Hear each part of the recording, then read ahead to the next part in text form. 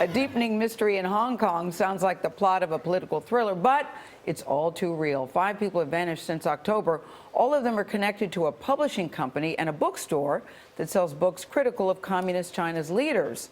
Seth Doane is in Hong Kong, where concern is growing that basic rights are being, well, taken away. Seth, good morning. Good morning. Since Hong Kong was handed over from British to Chinese rule back in 1997, it has retained some of its autonomy, notably its own legal system and freedom of speech. But now with the case of those missing booksellers and word of an investigation on the mainland, some worry those freedoms may be under threat.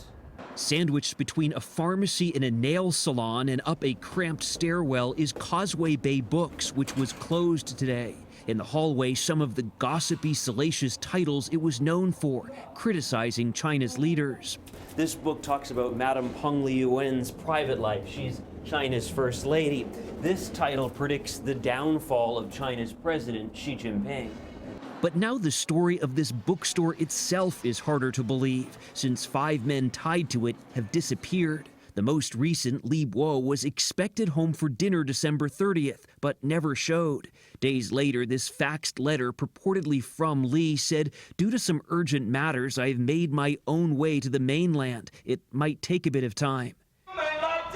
Protesters carrying photos of the missing booksellers have demanded answers. There was no record of Li crossing the Hong Kong border. Why is the case of this missing bookseller so important? Well, I think it concerns the basic security and safety of Hong Kong people.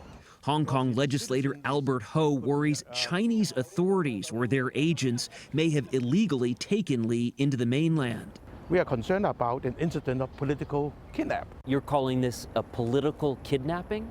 Must be. The circumstantial evidence have driven us to an irresistible conclusion.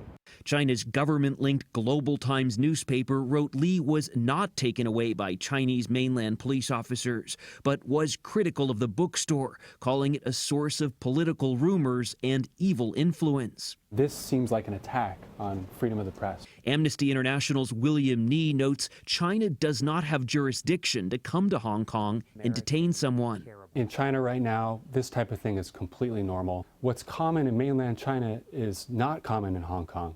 Hong Kong has a different system, and that's why people are so alarmed in this case.